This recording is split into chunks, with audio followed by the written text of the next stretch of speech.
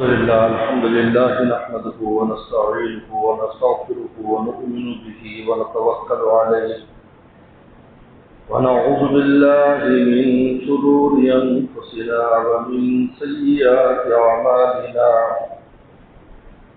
من يهده الله فلا مضل له ومن يضلل فلا هادي له ونشهد أن لا إله إلا الله وحده لا شريك له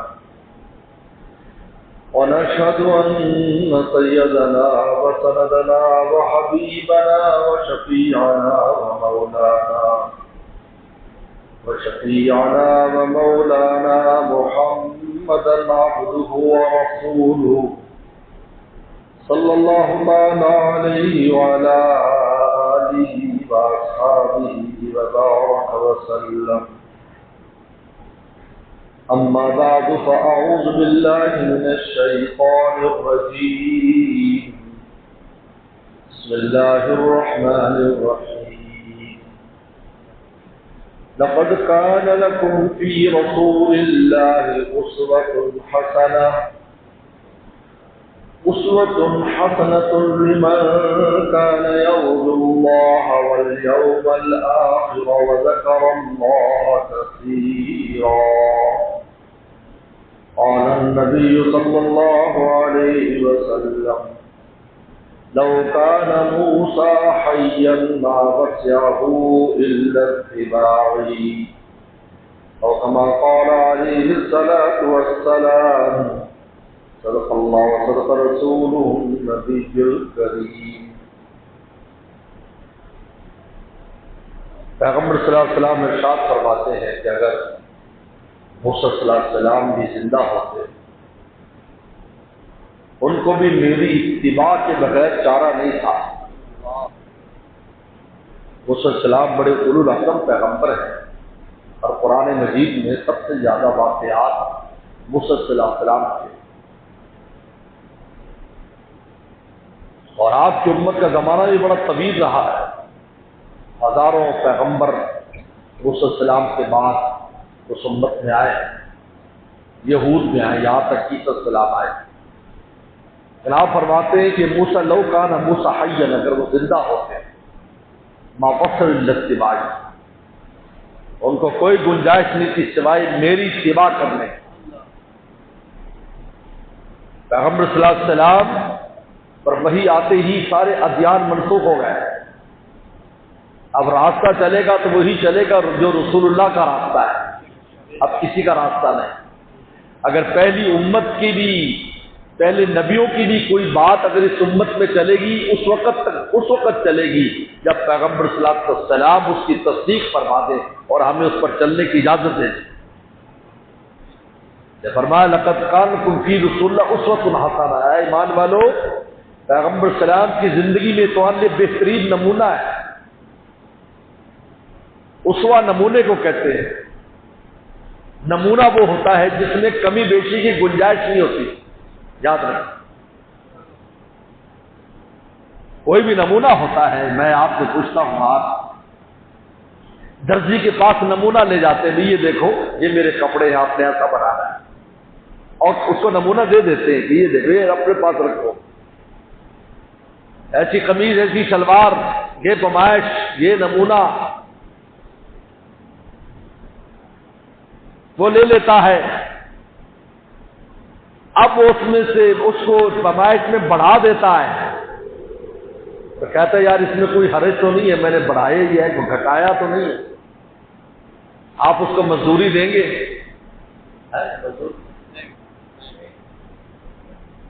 بلکہ شریعت کا مسئلہ ہے کہ اگر نمونے کے باوجود بھی درزی آپ کے کپڑے خراب کر دیتا ہے تو ان کپڑوں کی قیمت کا ضمان دے گا. کپڑے اس کو دے دیں، ان کا مجھے پیسے لاؤ، اس کے پیسے دے دیں تاکہ میں بازار سے دوبارہ کریں، جرمانہ لگے گا اس پر. کم کر دیتا ہے، آپ اس کو اجازت نہیں دیں گے کیونکہ آپ نے نمونہ دیا تھا، آپ نے زبانی کلامی بات تو نہیں کی. اللہ تعالی نے پیغمبر صلی اللہ علیہ وسلم کے ذریعے زندگی کا کون سا وہ لمحہ ہے، وہ کون سی چیز ہے جو آپ نے خود جس پر عمل نہیں فرمایا؟ تنگی میں، تکلیف میں، راحت میں، یتیمی میں، دکھوں میں، جنگوں میں، گھر میں، گھر سے باہر، پیغمبر صلی اللہ علیہ وسلم نے ہر دکھ تکلیف کو برداشت کیا۔ یتیمی کو بھی باپ نے چکھا۔ آپ یتیموں کے دکھ کو جانتے تھے کہ یتیم کو کیا دکھ ہوتا ہے، کیا دکھ ہوتا ہے۔ یہ سارے ایتام اور یتیم پیغمبر السلام کو اپنا باپ سمجھتے تھے، آپ تک اپنے دکھ اور تکلیف لاتے تھے، حالانکہ چھوٹے چھوٹے بچے بھی ہوتے تھے، بلا تکلف پیغمبر صلی اللہ علیہ وسلم کی خدمت سے حاضر ہو کر اپنی تکلیف کا اظہار کر دیا کرتے تھے۔ کتنے واقعات موجود ہیں، کیونکہ انہیں معلوم ہے کہ ہمارے پیغمبر السلام نے اس یتیمی کی تکلیف کو چکھا ہے۔ صحابہ اکرام اپنی بھوک کی تکلیف کا اظہار کر دیتے تھے، وہ جانتے تھے اس بھوک کی تکلیف کو رسول اللہ نے چکھا ہے۔ چنانچہ آپ خانہ کعبہ کی ساتھ ٹیک لگائے بیٹھے ہیں، عمار ابن یاسر رضی اللہ تعالیٰ عنہ آتے، اگر کہتے اللہ کے نبی صلی اللہ علیہ وسلم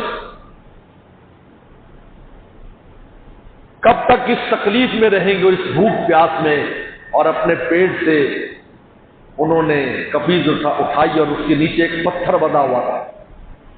یہ پتھر دو وجہ سے باندھتے تھے، ایک تو پتھر باندھنے سے پیٹ کو معدہ دب جاتا تھا تو بھوک کا تقاضا کم ہو جاتا تھا، اور دوسرا بھوک سے گرمی پیدا ہوتی ہے، اور پتھر میں گرمی کو سک کرنے کی اور جذب کرنے کی صلاحیت ہوتی ہے، تو طبیعت میں حرارت نہیں رہتی پھر، ورنہ انسان بھوکا آدمی ہو تو اس کا دماغ شاٹ ہو جاتا ہے۔ تو پتھر باندھتے تھے تو پتھر گرمی کھینچ لیتا ہے، اس لیے اگر آپ دھوپ میں پتھر کو رکھیں تو گرمی کھینچے گا اور رات دیر تک گرم رہے گا، جبکہ اینٹ جو ہے نا وہ فوراً ٹھنڈی ہو جاتی ہے، کیونکہ مٹی ہے، مٹی دھوپ کے ساتھ گرم ہے، سائے کے ساتھ ٹھنڈی ہے یہ۔ لیکن جو پتھر ہے وہ دو ایسے پتھر باندھتے، تو پتھر بندھا ہوا تھا کہ دیکھیے حضرت، پیغمبر السلام نے اپنی قمیض اٹھائی تو دو پتھر بندھے ہوئے تھے۔ پھر آپ نے فرمایا اے میرے صحابہ، مجھے تم پر فقر کا کوئی خوف نہیں ہے کہ تم پر فقر ہمیشہ رہے گا، مجھے خوف اس بات کا ہے کہ تم پر دنیا وسیع ہو جائے گی کہ تم بھی اس میں اس طرح گھس جاؤ گے، گھس نہ جاؤ جیسے پہلے لوگ گھسے تھے، فَأَهْلَكَتْهُمْ، ان کو بھی دنیا نے ہلاک کر دیا تھا، تمہیں بھی کہیں ہلاک نہ کر دے۔ مجھے فقر کا خوف نہیں، یہ ختم ہونے والا ہے۔ چنانچہ چند سالوں کے بعد ہی، چند سالوں کے بعد، 10-15 سال کے بعد ہی قیس و کسریٰ کے خزانے مسجد نبوی میں تقسیم ہو گئے۔ قیس و کسریٰ کی بڑی بڑی سلطنتوں پر صحابہ اکرام گورنر بن کر بیٹھ گئے۔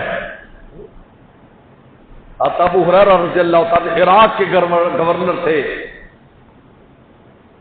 آپ کے ہاتھ میں کتان کے کپڑے تھے، کتان کاٹن، اور اس سے آپ ناک صاف کر رہے تھے۔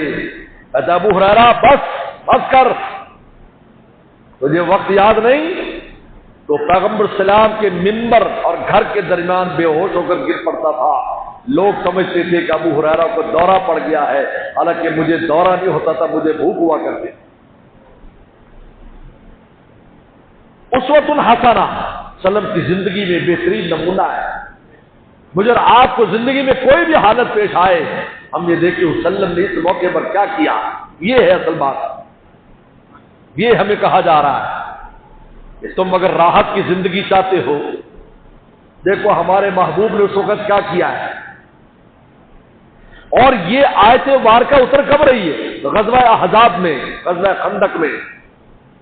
خندق کھودی گی، غزوہ خندق، غزوہ احزاب، حزب کہتے جماعتیں، جب پورا کفر اکٹھا ہو کر آیا اور اندر سے منافقین اور یہودی، اندر سے منافقین اور یہودی، ایک تو باہر کا غم، کہتے اس وقت شدت بڑھ گئی غم کی اور تکلیف اور خوف کی، جب رسول اللہ کو یہ اطلاع ملی کہ یہودیوں نے بھی بغاوت کر دی ہے جو مدینے کے اندر رہتے ہیں، بنو قریظہ والے، کہ جنہوں نے یہ وعدہ کیا تھا کہ ہم حضور صلی اللہ علیہ وسلم کا ساتھ دیں گے، اگر ساتھ نہیں دیں گے تو دشمن کا ساتھ نہیں دیں گے۔ ان کی طرف سے رسول اللہ کو پتا چلا، انہوں نے کہا کہ ہم بھی ان کفار کے ساتھ مل کر اندر سے حملہ کریں گے، تم باہر سے حملہ کرو۔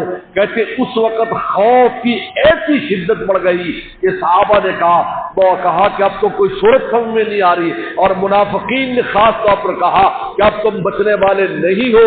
اس وقت پیغمبر صلی اللہ علیہ وسلم نے صحابہ کو بشارت دی کہ میں یہیں سے کسرا کے محلات کو بھی دیکھ رہا ہوں، میں قیصر کے محلات کو بھی دیکھ رہا ہوں، میں حبشہ کے محلات کو بھی دیکھ رہا ہوں۔ ایمان والوں کے دل میں اطمینان ہو گیا، اوپر سے خوف تھا، دل میں اطمینان تھا۔ یہ اس کا کیا مطلب ہے؟ جب آپ پر کیسے بھی حالات آ جائیں، اندر سے دل کو مولا کے ساتھ لگائے رکھو، وہ ٹھیک اور ٹھنڈا رہے گا۔ اوپر کے حالات سے ٹھیک ہے، آپ کو بھوک لگ رہی ہوگی، آپ کا پاس کپڑے نہیں ہوں گے، آپ کوئی چیز اس کی تکلیف تو ہو رہی ہوگی، لیکن دل میں تکلیف نہیں ہوگی، کیونکہ دل مولا کے ساتھ اس پر اعتماد کیے ہوئے ہے۔ یہ یہاں پر سکھایا جا رہا ہے کہ دیکھو حضور صلی اللہ علیہ وسلم نے صحابہ کرام کو تعلیم دی، کتنے سخت حالات کہ دشمن اندر بھی ہے، دشمن باہر بھی ہے، لیکن پھر بھی فرما رہے ہیں کہ دیکھو فلما رأى المؤمنون الأحزاب قالوا هذا ما وعدنا الله ورسوله، تاکہ اللہ رسول نے تو کہا تھا بڑے سخت وقت آنے والا ہے، وما زادهم الا ایمانا وتسلیما، ان کے ایمان میں اور اضافہ ہو گیا کہ وہ سخت وقت آ گیا، اب اس کے بعد راحت کا وقت بھی آنے والا ہے جو رسول اللہ نے فرمایا پہلے یہ آئے گا پھر راحت کا وقت آئے گا۔ یہ ہے اسوۃ الحسنہ، اس لیے کہ راحت کے وقت تو انسان سب لیتا ہے، نماز بھی پڑھتا ہے، روزی بھی رکھتا، سارے کام نیکی کے کر رہا ہے، اور جب مشکل آ جاتی ہے نمازیں چھوڑ دیتا ہے۔ یاد دیکھو اللہ نے میرے ساتھ کیا کر دیا، یاد دیکھو نمازیں چھوڑ دیتے۔ کتنے لوگ ہیں کسی میں بڑا نماز پڑھتا تھا، پھر ایسے حالات آ گئے میں نے نماز پڑھنی چھوڑ دی۔ یار یہ کیا مطلب ہے؟ یہ اسوہ حسنہ ہے؟ کیا صحابہ کرام نے رسول صلی اللہ علیہ وسلم نے تنگی تکلیف میں نماز چھوڑی؟ بلکہ فَفَضِّعَ إِلَى الصَّلَاةِ حدیث میں آتا ہے جب تکلیف ہوتی تو نماز کی طرف دوڑ جاتے، مسجد چلے جاتے اور نماز شروع کر دیتے، مولا کا سہارا لیتے، اس لیے کہ سارے معاملات اوپر سے حل ہونے والے ہیں، تو نیچے سے بھاگا پھرتا ہے، وہ تھوڑا بہت تعلق بھی ختم کر رہا ہے۔ اس لیے قرآن مجید نے ایسے موقع پہ اس آیت کو، حالانکہ یہ زندگی کے ہر کام کے لیے، ہمارے کھانے کے لیے، پینے کے لیے، سونے کے لیے، شادی کے لیے، بیاہ کے لیے، غم کے لیے، ہر کے لیے، لیکن قرآن مجید کی آیت کو اس موقع پر نازل کیا ہے کہ جس تنگی اور تکلیف میں بڑے بڑے خدا کو چھوڑ جاتے ہیں، چھوڑو جی اتنی دیر دین پر چلتے رہے، اور لوگ کہتے ہیں منہ سے لو جی ہم نماز بھی پڑھتے، حج عمرے بھی کیے، پھر ہمارے حالات ٹھیک نہیں ہوتے۔ کیا مطلب؟ اللہ پر احسان جتا رہے ہیں بنو اسد قبیلے کی طرح۔ یمنون علی، قرآن کہتا ہے احسان جتاتے کہ مسلمان ہو گئے۔ لم تؤمنوا ولکن قولوا اسلمنا، کہا کہ ابھی ایمان تمہارے دل میں اترا نہیں ہے، اگر ایمان دل میں اترا ہوتا تو احسان نہ جتاتے بلکہ احسان مانتے کہ اللہ نے ہمیں ایمان دے دیا ہے۔ یہ آج ہم احسان جتاتے ہیں جی نماز پڑھتے کرتے، پھر دیکھو جو ہمارا اللہ ٹھیک نہیں ہے۔ کیا مطلب؟ مولا سے اتنا تعلق کمزور ہے، اللہ تعالیٰ کے ساتھ مزدوری کا تعلق رکھا ہوا ہے کہ کام کریں گے تو پیسے ملیں گے۔ یہ غلامی کا ہے، غلام کو تو خدمت کرنی ہوتی، ملتا کچھ بھی نہیں ہے۔ ہاں اگر اس کا آقا خوش ہو جاتا ہے تو پھر لقمان حکیم کی طرح آقا اس کو اپنا دوست بنا لیتا ہے۔ لقمان حکیم بھی غلام تھے، لیکن غلامی اتنی اچھی کی مالک عاشق ہو گیا، ان کے بغیر رہتا نہیں تھا، یعنی ان پر اتنا عاشق ہوا لقمان حکیم پر کہ اپنے ہاتھ سے کھلاتا پلاتا تھا کہ میرا دل نہیں بھرتا تیرے بغیر، میرے باپ بیٹھا رہے، اپنے ہاتھ سے کھلا پلا رہا ہے۔ بلکہ واقعہ لکھا ہے کہ ایک بار ککڑی کھلا رہا تھا تو ککڑی کڑوی تھی، تو آپ بڑے خوش ہو کر کھا رہے ہیں، تو آخر میں ایک کاٹ بچ گئی، تو اس نے کہا چلو میں کھائی تو کڑوی تھی، تو اس نے فوراً تھوک دیا، انہوں نے کہا ظالم، تو کڑوی کھا گیا، اور میں ان ہاتھوں سے روزانہ میٹھی کھاتا ہوں، اگر آج کڑوی ہوگی تو کیا ہوا؟ اس میں شکایت کی کون سی بات ہے؟ حکمت کی بات کی۔ اللہ ہمیشہ ہم پر فضل و عنایات رکھتے ہیں، لیکن کبھی اگر ہماری آزمائش ہو جائے یا ہماری اپنی نالائقی کی وجہ سے تنگی آ جائے تو مولا کی شکر شروع کر دیتے ہیں، اللہ نے ہمارے ساتھ کیا کیا ہے۔ حضرت رابعہ بصریہ کے پاس ایک آدمی آیا تو سر پہ زور سے پٹی باندھی ہوئی تھی۔ انہوں نے کہا یہ پٹی کیا ہے؟ انہوں نے کہا سر میں درد ہے۔ ان کے شکایت کی پٹی باندھی ہے، کبھی شکرانے کی پٹی بھی باندھی ہے؟ محمود غزنوی آیات پر عاشق تھا، غلام تھا۔ ہم غلام ہیں، مزدوری نہیں کہ مزدور بنے، ہم مزدوری کریں تو ہمیں شام کو مزدوری ملے۔ ہمارا کام غلامی ہے، اور جب انسان غلامی صحیح معنی میں انجام دیتا ہے اللہ اپنے مقام دوستی اور ولایت پر اس کو لے جاتے ہیں۔ پھر یہی غلام قیامت کے دن اللہ کے پہلو میں بیٹھے ہوں گے فی مقعد صدق عند ملیک مقتدر۔ لیکن یہ کیسے ہوگا؟ لقد کان فی رسول اللہ اسوۃ حسنہ، لقد کان لکم فی رسول اسوۃ حسنہ۔ پیغمبر اسلام کی زندگی کو دیکھو، آپ نے خوشی کس طرح منائی، غم کس طرح منایا۔ خوشی میں آپ شکرانے کے نفل پڑھا کرتے ہیں۔ شکرانے کا نفل ہمیں کیا دے؟ شکرانے کا نفل ہے یا نہیں؟ بولو بولو دوستو، سنانے کا نفل ہے؟ شکرانے کے نفل پڑھتے ہیں، شکرانے کا سجدہ کرتے ہیں، سجدہ کرتے ہیں شکرانے۔ یہ بتایا خوشی کیسے کرنی ہے، یعنی دینے والے کا شکریہ ادا کرو۔ حضور صلی اللہ علیہ وسلم کی ذات اقدس اللہ نے ہمیں عطا فرمائی ہے، ہمیں وسلم کی ذات اقدس عطا فرمائی۔ اللہ فرمایا کہ ہم نے بہت بڑے احسان کیا ہے کہ اپنا محبوب پیغمبر تم نے بھیجا۔ اس کا شکرانہ یہ ہے کہ ہم شکرانے کا نفل پڑھیں، ہم سجدے میں گر جائیں۔ اللہ یہ ہے، سلم نے ہمیں خوشی کا طریقہ بتایا، خوشی کیسے کرنی ہے۔ مسجد میں جاؤ، اللہ کو راضی کرو، اللہ کو خوش کرو۔ غم آ گیا، مسجد میں جاؤ، اللہ کو راضی کرو، اللہ سے مدد مانگو۔ یعنی دونوں حالتوں میں نماز دی ہے۔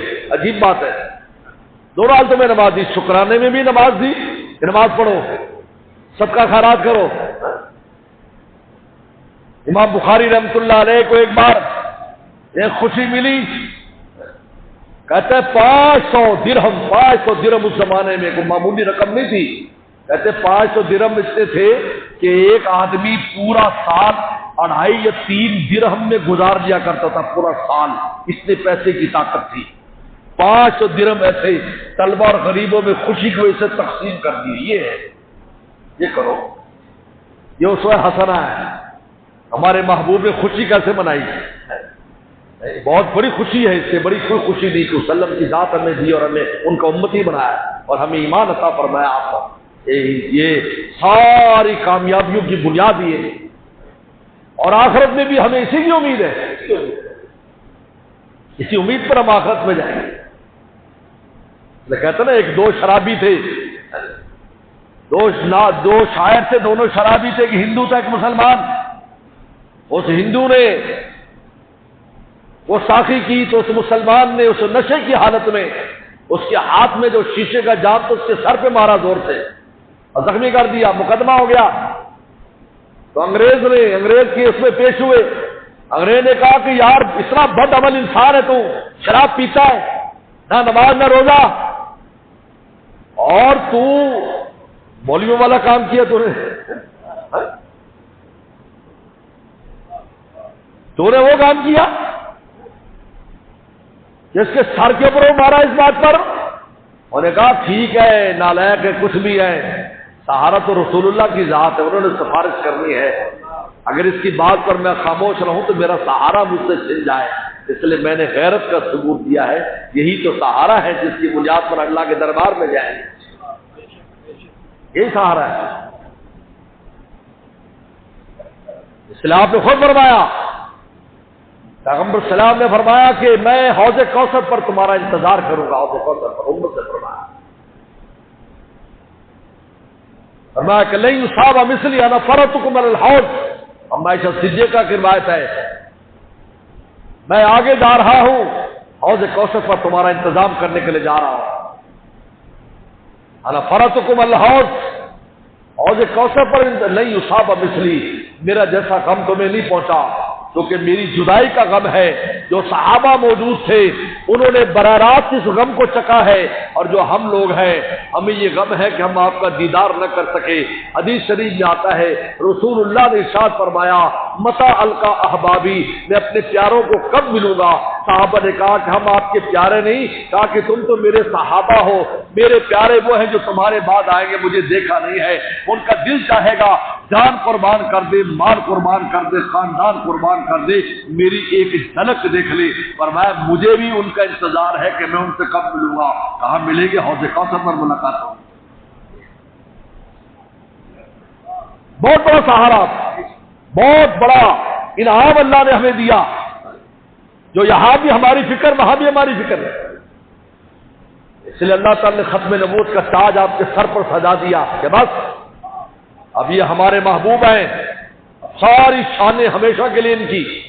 انا خاتم النبیین لا نبی آبادی، بس آپ کی ساری شانوں کی محافظ ختم نبوت کی شان ہے. یہ صحابہ کرام نے اس پر کمپرومائز نہیں کیا. سیدنا صدیق اکبر رضی اللہ تعالیٰ عنہ نے مسیلمہ کذاب کے خلاف اس وقت فوجیں بھیجی جب دنیا سے رسول اللہ چلے گئے اور مدینہ شریف میں عجیب حالت تھی. صحابہ غم میں، منافقین بغلے بجا رہے ہیں، یہودی بھی ہوشیار ہو رہے ہیں، اور عرب میں فتنہ پھیلا ہے. صحابہ نے کہا ابو بکر اس وقت حالات بڑے خراب ہیں، اگر آپ مدینے سے ان صحابہ کو جنگ کے لیے بھیج دیں گے مدینہ خالی ہو جائے گا. فرمایا میں سب کچھ برداشت کر سکتا ہوں لیکن اپنے محبوب کی نبوت پر حملہ برداشت نہیں کر سکتا. آج پوری دنیا بلکہ ہمارے بھی بہت سے بے وقوف گدھے جو ہے ہمارے بھی ختم نبوت کے موضوع کو معمولی سمجھتے ہیں. بھائی یہ آج کی بات ہے. میں ایک ملک میں گیا تو وہاں مجھے پتا نہیں تھا کہ مرزائی بھی بیٹھے. اب اس کو تو پتا نہیں تھا کہ مولوی صاحب ان کے پیر صاحب بزرگ ہیں، اور اکثر گدی نشین بیچارے پیر بزرگ جو ہیں وہ علم حاصل نہیں کرتے. بزرگی تو ہوتی ہے لیکن علم نہیں ہوتا، اور بڑی خطرناک بات ہے. اس لیے جن بزرگوں کے پاس علم نہیں تھا تو وہ علماء کو ساتھ رکھا کرتے تھے. جی ساتھ علماء کو رکھتے تھے تاکہ ایسی کوئی بات نہ ہو جائے کہ جو شریعت اور قرآن کے خلاف ہو، وہ ہو تو تصحیح کر دیتے تھے. بلکہ ایک بڑے بزرگ کا لکھا ہے کہ ان پر ایک حالت طاری ہوئی تو ان کی مونچھیں بڑی ہو گئی، تو ان کے جو ایک مرید عالم تھے تو انہوں نے کینچی منگوائی جمعے والے دن، حضرت کی داڑھی پکڑ کر مونچھیں ٹھیک کر دی، اور حضرت کو بالکل خیال نہیں رہا. وہ نماز کے ٹائم ہوش آتا تھا پھر دوشی سی طاری ہو جاتی تھی. تو بعد میں جب طبیعت اچھی ہو گئی اور وہ کیفیت ختم ہو گئی تو داڑھی پکڑ کر خوش ہوتے تھے کہ الحمدللہ یہ اللہ کے لیے پکڑی گئی ہے تاکہ رسول اللہ کی سنت پوری ہو جائے.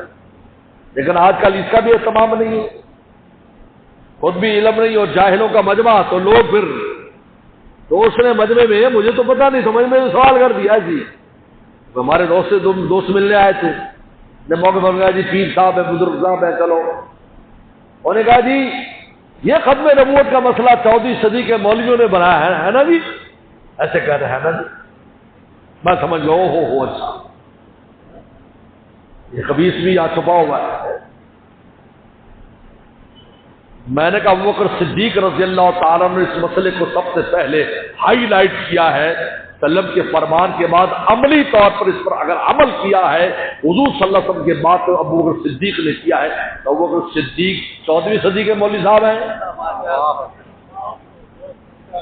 نہیں بولتی بند ہو گئی. میرے دوست لقد کان فی رسول اللہ اسوۃ حسنہ، لیکن قرآن کہتا ہے اسوہ حسنہ کن لوگوں کے لیے؟ آج ہمیں اسوہ حسنہ کیوں نظر نہیں آتا؟ وسلم کی زندگی کیوں نہیں اپناتے ہم؟ فرمایا لمن کان یرجو اللہ، نمبر 1 جو آخرت کی امید رکھتا ہے، آخرت کی امید، جو اس بات کا یقین رکھتا ہے کہ مجھے اللہ رسول کے سامنے پیش ہونا ہے، تو پھر اس کو ایک ہی بات سمجھ آتی ہے کہ رسول اللہ کا طریقہ اپنا لوں، کیونکہ وہاں نجات اس کے بغیر نہیں ہے. اپنے ظاہر کو بھی بنا لوں، اپنے باطن کو بھی بنا لوں. وسلم نے جس طرح فرمایا ہے کیونکہ وہاں نجات کا کوئی ذریعہ نہیں ہے سوائے اس چیز کی کہ حضور صلی اللہ علیہ وسلم نے جو بتلایا، اور کوئی طریقہ نہیں۔ کسی کے پاس کوئی بھی آخرت کی نجات کے سرٹیفکیٹ کسی کے پاس کوئی چیز نہیں ہے۔ پوری دنیا مل جائے، پوری دنیا کے سائنسدان مل جائے، پوری دنیا کے ملک مل جائیں، پوری دنیا کے امیر مل جائیں، پڑھے لکھے مل جائیں، ایک چھوٹی سی سنگل سی غلطی سے وہاں بچا نہیں سکتے۔ اگر بچا سکتے ہیں تو رسول اللہ کا طریقہ بچا سکتا ہے۔ وسلم کا کوئی بھی بات میں تو لکھا ہے کہ کسی بھی طریقے پر وہ عمل کرتا تھا، اللہ نے فرمایا کہ تو ہمارے محبوب کے اس طریقے سے محبت کرتا تھا، ہم نے اس پر تیری بخشش کر دی۔ لمن کان یرجو اللہ والیوم الآخر، اللہ سے ملاقات کی امید اور یوم آخرت کی امید، اس میں پورا ایمانیات بیان کیا ہے کہ ایمان، پورا ایمان رکھتے ہیں۔ وذکر اللہ کثیرا، اور کثرت سے ذکر کرتے ہیں، یہ ہے نماز روزہ ذکر تلاوت کا اہتمام کرتے ہیں جس سے ان کا دل روشن ہے۔ جب دل روشن ہوتا ہے تو رسول اللہ کا روشن راستہ ان کو نظر آتا ہے۔ دل کا روشن ہونا ضروری ہے۔ یاد رکھو، آنکھ کے روشن ہونے سے ظاہری روشنی میں چیز نظر آئے گی، اور دل کے روشن ہونے سے باطنی روشنی کی چیز نظر آئے گی۔ اس کو وسلم کے طریقے میں روشنی نظر آئے گی کہ یہ نورانی طریقہ ہے، بس اسی کو اختیار کرنا میں نے ایسے زندگی بسر کرنی ہے جیسے حضور صلی اللہ علیہ وسلم نے بسر کی ہے، جس کے بارے میں آپ نے فرمایا میرے دوست وہ سلام بڑی شان رکھتے ہیں۔ جب ان کے بارے میں آپ فرما رہے ہیں کہ وہ بھی اگر زندہ ہوتے تو میرے راستے کے بغیر ان کو چارہ نہیں تھا، تو میں اور آپ تو ان کی امتی ہیں، ہم تو ان کے عاشق ہیں۔ ہماری عشق اور محبت کا تقاضا یہ ہے کہ محبوب کا نمونہ اختیار کرے کہ محبوب کس طرح کس چیز کو پسند کرتا ہے، اپنی مرضی نہ چلائیں۔ اپنے مرضی سے جینے کا نام عشق نہیں ہے، محبوب کی مرضی کے مطابق جینے کا نام عشق ہے۔ اپنی مرضی سے جینا وہ عشق نہیں ہے، وہ تو اپنی مرضی ہے۔ عشق وہ ہے کہ محبوب کیا چاہتا ہے، محبوب کیسے زندگی بسر کرتا ہے، محبوب کیا پسند کرتا ہے۔ بھائی یہ حضرات صحابہ کرام کی ہم زندگی اٹھائیں، ان کو یہی فکر رہتی تھی حضور صلی اللہ علیہ وسلم کیسے خوش ہوں گے، بس یہ فکر رہتی، اللہ تعالیٰ کیسے خوش ہوں گے۔ بس میرے دوستو، ہمیں ربیع الاول یہی سبق دیتا ہے کہ ہم حضور صلی اللہ علیہ وسلم کے اسوے کو اپنائیں۔ علماء سے پوچھیں، آپ کو کوئی بھی مسئلہ پیش آتا علماء سے پوچھیں حضور صلی اللہ علیہ وسلم کے اس میں طریقہ کار کیا ہے۔ ڈاکٹر عبدالحی صاحب رحمۃ اللہ علیہ نے بڑی بہترین کتاب اس پر لکھی، اسوہ رسول اکرم صلی اللہ علیہ وسلم کے نام سے پوری کتاب ہے، پڑھنے کے لائق ہے۔ ایک ایک حضور صلی اللہ علیہ وسلم کی ایک ایک شان کو واضح کیا ہے کہ آپ کس حالت میں آپ نے کیا کام کیا، کس حالت میں آپ نے کام کیا، غم کیسے منایا، خوشی کیسے منائی۔ میں نے بتایا غم بھی منایا تو نماز پڑھ کے، اور خوشی بھی منائی نماز پڑھ کے۔ حضرت عبداللہ ابن عباس رضی اللہ عنہما سفر میں تھے، ان کو اپنے والد حضرت عباس کی وفات کی خبر ملی۔ مدینہ شریف میں حضرت عباس تو رسول اللہ کا چچا ہے، رسول اللہ ان کا بہت اکرام فرماتے تھے، والد کی طرح سمجھتے تھے۔ چچا والد کی طرح ہوتا ہے، سن وہ ابھی حدیث میں آتا ہے۔ ان کو خبر ملی سفر ہو رہا ہے، مدینہ پہنچنا ہے، تو خبر ملی، قابل فرمایا رک جاؤ، تو حیران ہوئے بھی جلدی پہنچنا چاہیے، اور آپ روک دیا۔ اتر گئے، وضو کیا، 2 رکعت نماز پڑھی، کہا کہ میں نے رسول اللہ کو دیکھا جب آپ پر کوئی غم آتا آپ فوراً نماز پڑھتے، تو میں نے کہا میں رسول اللہ کی سنت پر عمل کروں، پھر اپنے والد کے پاس پہنچ۔ یہ اسوہ حسنہ ہے، اسوۃ الحسنہ۔ خوشی آتی آپ مسجدوں میں سجدوں میں پڑ جاتے ہیں، سجدوں میں گر جاتے ہیں، نمازیں پڑھتے، اللہ تیرا لاکھ لاکھ شکر ہے آپ نے نعمت عطا فرمائی۔ ربیع الاول ہمیں سبق دیتا ہے، ہمیں شکرانے کے نفل پڑھنے چاہیے، ہمیں صدقہ خیرات کرنا چاہیے، خرچ کرنا چاہیے۔ یہ آپ کے ہماری طرح کے بھائی بہن ڈوبے پڑے، ابھی ہم نے پرسوں ہم نے سامان بھیجا، یعنی فون آ رہے ہیں گاؤں سے، دیہاتوں سے، دریا کے کناروں سے، بہت بڑی مخلوق ڈوب گئی، میں اور آپ صبر بھی لکھا، دریا کے لوگوں سے کچھ فون آ رہے ہیں، آٹا ہے سالن نہیں ہے، کوئی چیز سالن کی بھیج دو، پیاز بھیج دو، ہمیں آلو بھیج دو، کہیں آٹا بھیج دو، چاول بھیج دو۔ الحمدللہ 100 خاندانوں کے لیے الحمدللہ انتظام کر کے وہاں پر بھجوایا۔ میرے دوستو یہ اسوہ رسول اکرم ہے، یہ اسوہ ہے۔ ہم یہ لے کے ہمارے گھر میں پانی نہیں آیا لہذا ہم بے فکر رہے، یہ نہیں ہے۔ حضور صلی اللہ علیہ وسلم تو فرماتے ہیں کہ جسد واحد، تم ایک جسم کی طرح ہو، اگر کانٹا پاؤں میں چبھتا ہے تو سر کو بھی تکلیف ہو جاتی ہے۔ اور ہمارے ساتھ یہ تو ہمارے بھائی ہیں، پاس بیٹھے ہوئے ہیں، بلکہ میں تو کہتے اس عذاب سے ہمارے بچنے کا طریقہ یہ ہے کہ ہم ان کا خیال کریں، اس کی برکت سے اللہ ہماری بھی حفاظت کریں گے، ورنہ یہ تو غلام ہے، جہاں اس کو حکم ہو جائے مجھے بتاؤ تم کتنی رکاوٹیں بنائی گئی؟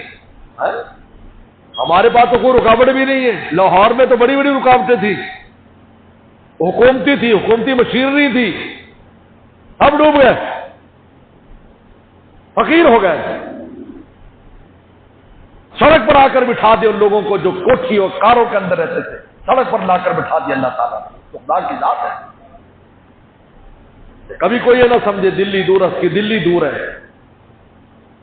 ہر وقت جب ہاتھ اٹھائے تو دعا کرے اللہ اس عذاب سے ہماری حفاظت کرنا، جو ہے ان کی امداد کر، جو کر سکتے اس میں حصہ ملا ہے، ہو جاؤ، وہ دور ہے، سیر کرنے کے لیے مری چلے جاتے ہو، گلگت چلے جاتے ہو، پوسٹ لگی جی گلگت جا رہا ہے، یہاں کیوں نہیں چلے جاتے تم؟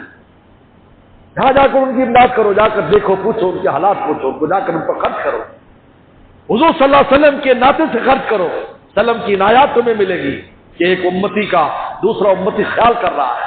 سلم کو بات بہت پسند فرماتے تھے، جب کوئی دوسری کی تعاون کرتا تھا سلم پسند فرماتے تھے۔ دعائیں صحابہ کرام نے لی ہیں، دعائیں،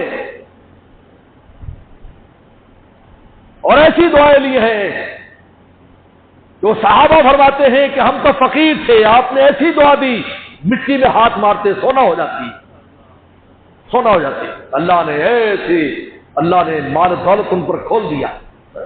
سلم سے دعائیں لی، یہ دعا لینے کا موقع ہے، عذاب ایک مصیبت، اور یہ نہیں کہ ختم ہو گئی ہے، روزانہ خبر پڑھو، میں تو ہر صبح کو پوری خبر لیتا ہوں تو پتہ چلتا ہے کام بڑھتا جا رہا ہے، کام نہیں ہو رہا ہے، لوگ آہستہ آہستہ۔ اس لیے میرے دوستو اسوہ حسنہ یہی ہے کہ اس خوشی کے موقع پر شکرانے کے نفل پڑھو، قرآن پڑھ کر حضور صلی اللہ علیہ وسلم کو بھیجو، درود شریف پڑھو، آپ کی سنتوں کو اپناؤ، صدقہ خیرات کرو، اور اس وقت مصرف موجود ہے، جاؤ ان تک خود پہنچو، محلے کی کمیٹیاں بنا لو کہ چلو بھی ہم سب لے کر جائیں گے، سامان لے کر جائیں گے، اور چیزوں کے لیے تم کرتے ہو، مل کر تم پکنک منانے کے لیے مری اور کہاں گھومتے ہو، یہاں دریا کے کنارے پر جاؤ نا، وہاں تمہارے بھائی ڈوبے ہوئے، وہاں جاؤ، ان کو پوچھو کیا ضرورت ہے۔ ہمیں تو فون روزانہ آتے رہتے فون کہ یار یہ چیز چاہیے، یہ چیز چاہیے، یہ چیز۔ ابھی آرمی والے بھی آئے تھے، انہوں نے کہا کہ بس فلاں جگہ بڑی ضرورت ہے، ہم نے کہا حاضر ہے، ہم سے جو ہو چکا ہم کریں گے۔ انہوں نے کہا ہم اپنے آدمی بھیجیں گے، آپ کے آدمی بھی ہوں، ہم سامان لے کر ہم جائیں گے، بتائیں گے کہاں جانا ہے، اس لیے کہ اندر جانے کے لیے کشتی چاہیے، وہ چاہیے۔ تو الحمدللہ حکومت وقت اس کا ساتھ دیتی ہے، کشتی مہیا کرتی ہے، اندر جا کر تقسیم کرتے ہیں، اور جگہ سے بھی الحمدللہ اہل علم کی بڑی تنظیمیں آئی ہوئی ہیں، اللہ کا بڑا شکر ہے جو کام کر رہی ہیں، لیکن دائرہ اتنا وسیع ہے کہ پورا ملک ڈوبا ہوا، ابھی تو سندھ ڈوبنے والا ہے، اور کہاں جائیں، اور وہ بھی مذہبی لوگ ہیں سارے، اس میں حسنہ پر عمل کرنے والے بھی مذہبی لوگ ہیں سارے، آپ دیکھ لیں مذہبی لوگ کر رہے ہو، احسان بھی نہیں ہے، وہ فوٹو سیشن بھی نہیں ہے، وہ فوٹو سیشن میں جا کر بھی کشتی میں دے رہا ہوں، بلکہ کچھ تصویریں بنائی تو میں نے پابند کیا تو ان تصویروں میں لینے والے کے چہرے کے اوپر کوئی ایسی چیز لگا دو کہ چہرہ نظر نہ آئے، کیونکہ آج تو وہ ہمیں غریب نظر آتا ہے، لیکن غریب ہو گیا، ورنہ وہ بیچارہ زمین والا بھی تھا، گھر والا بھی تھا، لیکن آج حالات ایسے آ چکے ہیں کہ وہ امداد لینے پر مجبور ہے، نہ گھر بچا ہے نہ کھیتی بچی ہے، تو یہ نہیں کل کو وہ ٹھیک بھی ہو جائے گا، لوگ کہیں گے بھی تو نے تو یہ دیکھ، میرے کہ تصویریں بھی اگر بنے تو چہرے کے اوپر کوئی چیز لگا دو تاکہ پتہ نہ چلے کہ لینے والا کون ہے۔ الحمدللہ یہ اسوہ حسنہ ہے، یہ رسول اللہ کی تعلیمات ہے کہ اگر کسی غریب کو بھی دو تو اس کو حقیر نہ سمجھو، ہو سکتا ہے کل اللہ اس کو بادشاہ بنا دے، پھر آپ کا کام اس کی ستاری کرنا، چھپا کر دو، جاؤ کام کرو۔ اللہ مجھے آپ کو عمل کی توفیق عطا فرمائے۔ وآخر دعوانا ان الحمد للہ۔